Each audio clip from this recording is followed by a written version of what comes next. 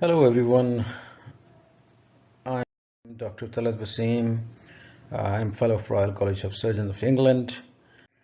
So I will be teaching you the trauma surgery, and the objectives of these lecture series would be to demonstrate the concepts of primary and secondary patient assessment, establish management priorities in trauma situations, initiate primary and secondary management as necessary, and to arrange appropriate dispositions.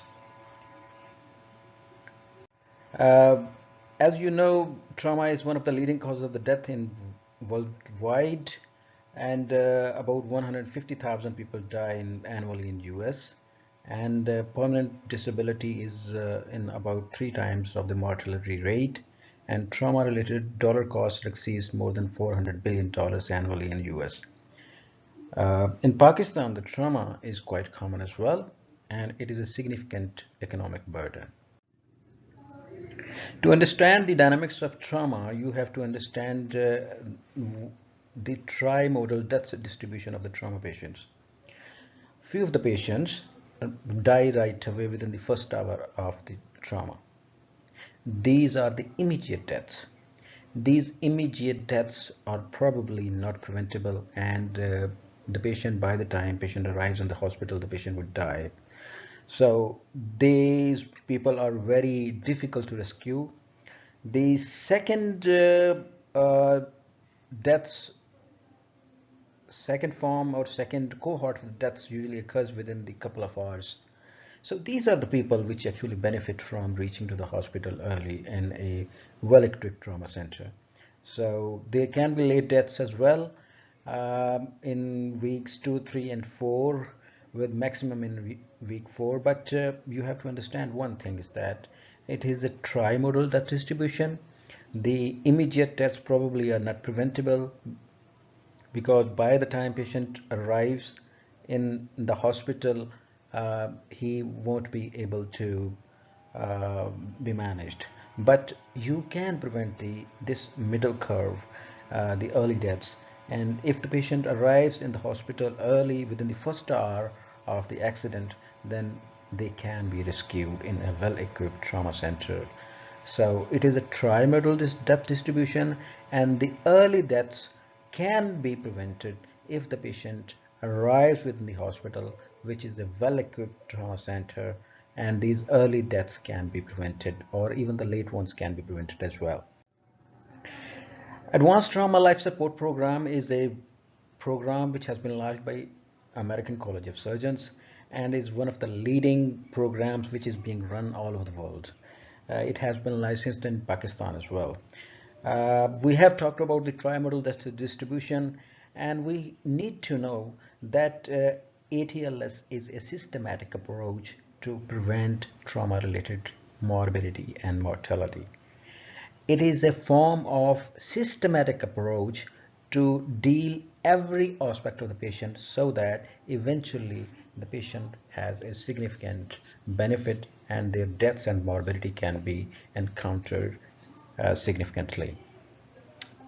We will go through all these detailed lists in subsequent lectures, but I just want to share with you that many important things which you need to know can be learned very easily, and you can master them easily as well. So don't panic.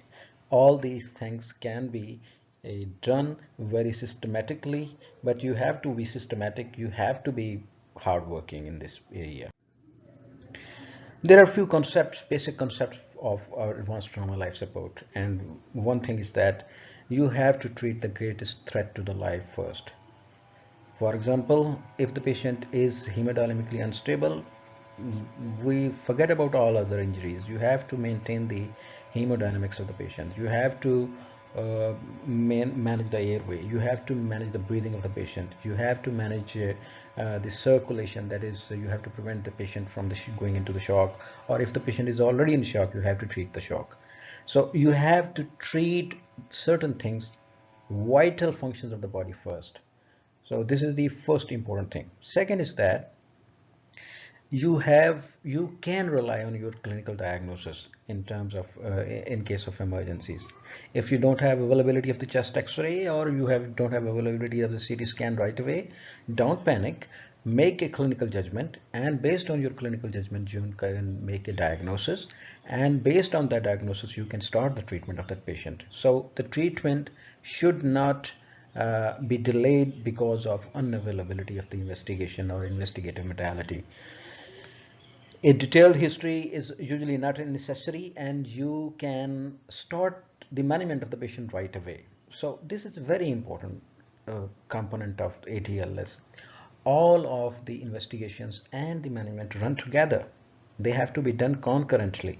They have to be done at the same time. This is very important. If you waste all of the time in diagnosing the patient will die. If you fail, if you don't, you start the management right away and you don't put enough time on the investigation, again the patient will die. So the investigation and the clinical diagnosis making of the patient runs along with the management of the patient. So while you are assessing the airway, you have to manage the airway as well. So everything goes concurrently. So there is a traditional approach for managing trauma patient, and that is called ABCDE approach.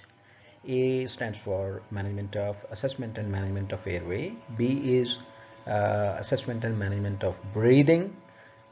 C is assessment and management, concurrent management of circulation and mean shock. And D is assessment of the disability because of either head injury or because of some fracture. And you have to look towards that a particular deformity, and you have to address that one.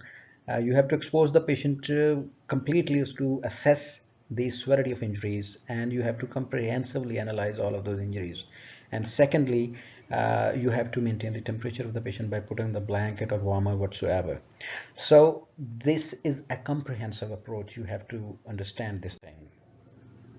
The initial and assessment and management revolves around one important component, and that is the provision or availability of the trauma system or trauma team. Everything has to go together. All of the trauma members should be available. Then you can assign different responsibilities to the different ones. There can be one trauma captain who is going to call the shots when the patient arrives in an emergency, and there can be there should be the provision of radiologist, surgeon, nurses, recorders, and everything.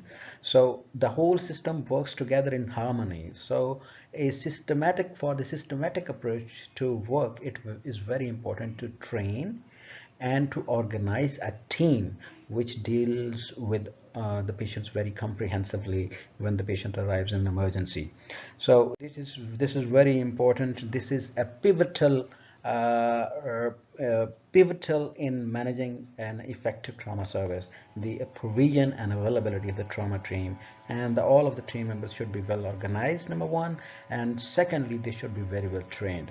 The ability ability to diagnose the things early and to manage the things early is the key in effective trauma services. I would like to highlight one important thing is that we have managed a website for the Shalamar graduates. It is from the Department of Surgery, www.surgeomics.org. Various online research resources are available which pertain to their graduate medical education.